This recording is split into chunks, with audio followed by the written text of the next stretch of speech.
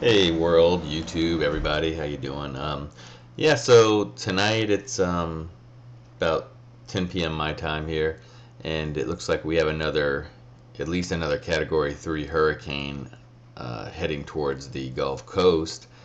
Uh, mainly it looks like it's going to hit Louisiana. Around 3 years past, 3 years to the day of Katrina, when Katrina flooded out New Orleans. And it brings me to a couple of interesting thoughts and some questions I'd like to see in either a video response, or you can text, whatever you feel comfortable with. But um, you know, I've lived a lot of places, many places. Been fortunate enough to see a lot of places. And when Katrina hit, I happened to be living in Alaska, and it was a big deal. I mean, to me, that the fact that I have connections, I have family, I grew up in the area. I still have friends live there and are gonna. Thankfully, they live on the north side of Lake Pontchartrain now, and so they may get some wind, but they're pretty high up. They're not going to get flooded. Pretty high up in Louisiana terms, anyway. Um, so uh, you know, thoughts are with all those people in the Gulf states that are about to get hit by another hurricane. So, as time goes on, I always run into the people that make the well, I want to call them ignorant comments, just really sort of, I guess, cold comments in some ways. I think I don't think these people are necessarily cold, but I just don't think that they understand when they're saying these things. I don't think they take it to. In other words, I don't think a lot of people have felt tragedy in their life to have sympathy for people who live in areas of the country or in the world, for that matter. And what I see is, I hear like, oh, well, maybe this one will blow New Orleans off the map, and into Kansas, and we shouldn't be rebuilding there. Glenn Beck is a perfect example. This news commentator on, I guess it's CNN. Um, he doesn't think they should rebuild New Orleans, and I really don't have a problem with that.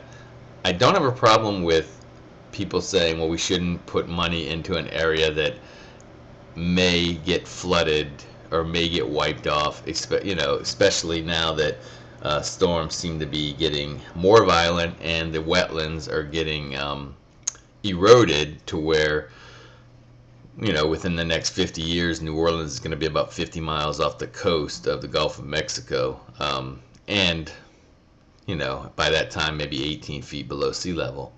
The problem I have is this. It's real easy for people to say this, to say, those people shouldn't rebuild there. Those people are even in, let's just talk about the whole Gulf, the Gulf states in Florida, Mississippi, Alabama. Um, you know, uh, they get what they deserve. I hear, well, if you're dumb enough to live there, then you ought to expect to get flooded. I hear we shouldn't rebuild because, um, you know, it's going to happen again, which eventually it probably will. Now, you got to understand that Katrina was the first time it had happened to that extent in over 200 years, but times are changing, and I understand that. So here's my question for people who feel this way and don't have sympathy for people that may be suffering. And this is the thing. This is what's so funny is you bring up Iraq, right? You start bringing up Iraq and bringing up, well, why are the troops over in Iraq? And people say, oh, for the freedom of the Iraqi people. The old line, right?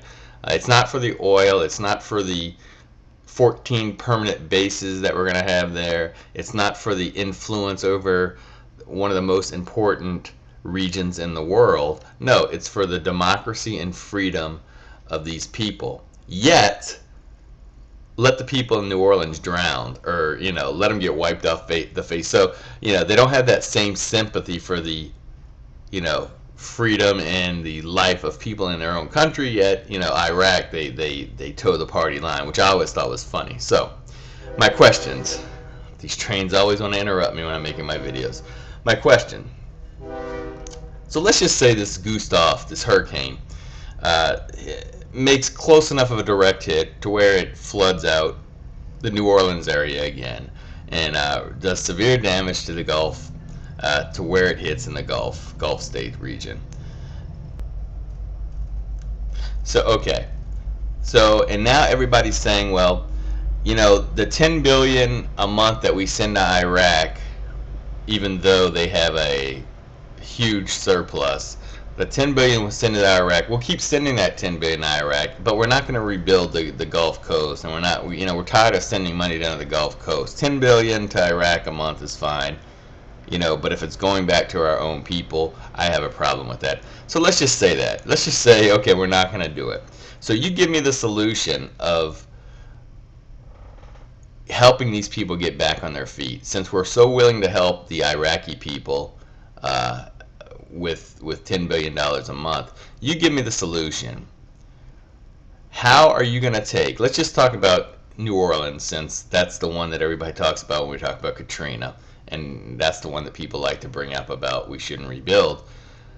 You tell me, how are you going to help these 1 million or so people to get uprooted and placed in other communities and help them to find jobs equivalent to the jobs that they've held with their life where they happen to be born and have grown up. That's my whole thing, Uh, uh, you know, some people just happen to be born there. They've grown up there. They like the people. They like the area. They like the culture. They weren't born in the Midwest. They weren't born in some of these other places. So they feel connected to this area. Okay, whether it's logical or not, that's just the truth. And so you tell me, if you're not going to rebuild, do you have a problem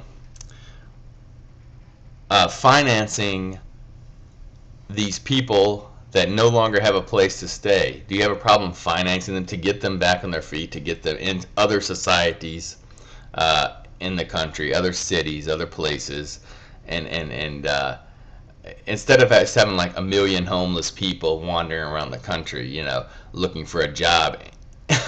By the way, in a very in the beginnings of a recession. So that's my question.